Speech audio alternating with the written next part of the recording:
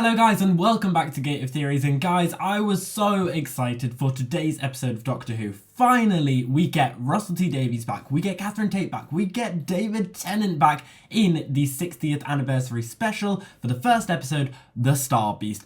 And I thought it was going to be amazing, it was going to be like series 4 all over again, and then it just wasn't. Like it wasn't.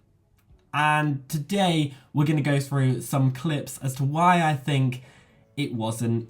And I'll give you a hint, it's because it went way too woke. Now, I don't mind adding in woke elements. I mean, the times have changed, it's now 2023, it's a very different time than it was back in 2009, 2010, when Catherine Tate and David Tennant were back on the TARDIS. However, there's a way to do this, and I feel like Russell T Davies is a smart enough writer to be able to write these in organically so that it feels less shoehorned in. All of these feel very much shoehorned in, very forced, and very out of place. And it just feels off. So let's have a look at some of these. Okay, so one of the big new things about this episode is that we find out Donna, in the past 15 years, has had a daughter called Rose, and she is a trans kid. No issue with that, it's important to have representation, and I think it's really cool that Doctor Who is heading in this direction. However, Russell T Davies did not approach this in the right way, in my opinion. Now, there was one scene where he approached this really nicely, and it shows the representation, and it shows that it's important to the character, but doesn't make it their entire personality. And that's this scene. Let's have a watch. I never know. When I say she looks gorgeous, is that right? I mean, is it sexist? Never said it to him when he was... Oh, sorry. Does she look gorgeous? Yes. Well, stop worrying. I just get so clumsy. I know.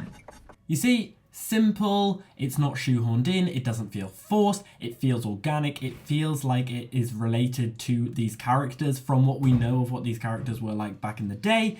It feels good. I think this is really good representation.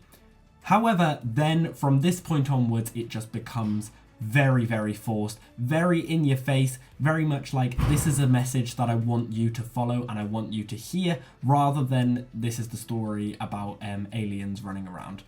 Let me show you the next clip. Bearing in mind, they're dealing with an alien from out of space, they've got to be careful that Donna doesn't find out that who the Doctor is, because if this is the case, she will die. So the stakes are very high. Straight after this, there's a massive fight with guns and lasers and everything. So it's very high tension, this scene.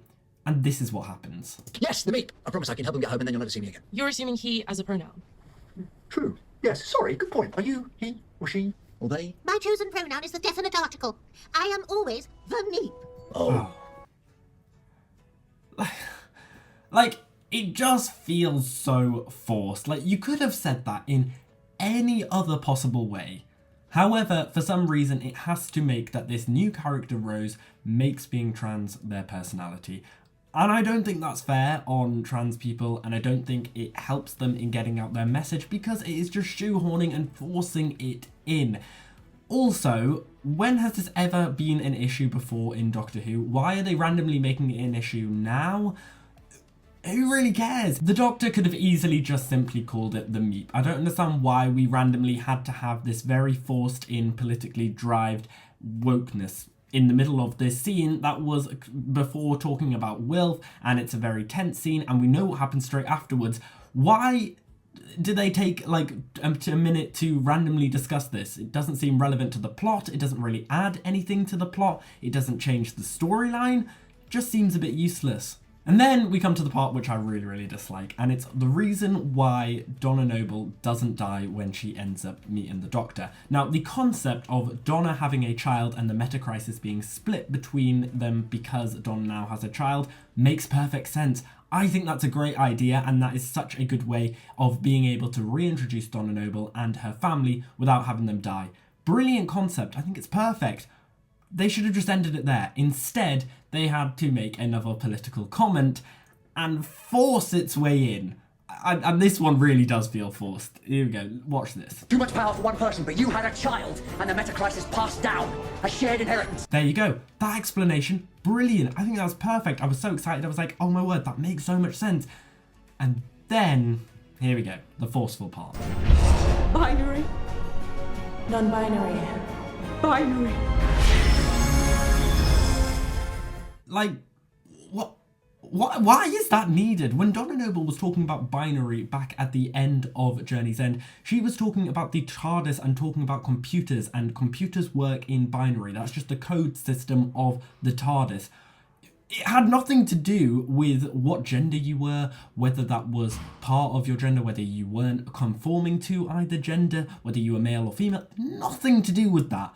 So why this is involved here, I have no idea. And then it continues at the end where we randomly get extra words added for no reason. Like, there's no need for any of this to be added. It's just almost played off as a weird little joke that doesn't really land. It feels very forced, this next part. Have a watch. Not a woman anymore?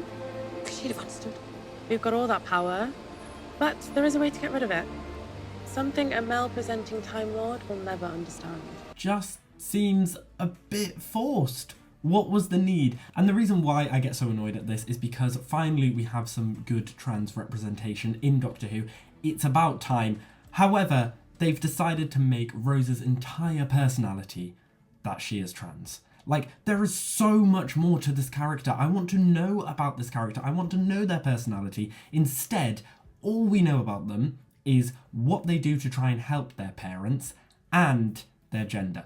That is it. We don't know anything else about them. There's a little line at the end saying they're apparently really bad at drama. That's it. Instead, the entire episode is used as a political forefront to shove this wokeness in people's faces, and I don't think this is the right way to do it. I think if you want proper representation, you make it organically into the story. None of these were adding to the story. All of these feel very, very forced, and I just think it's a shame because I think it's a brilliant character, and I really hope they return, and I really hope we actually see some of their personality rather than them just being labelled as trans, and that is their entire personality.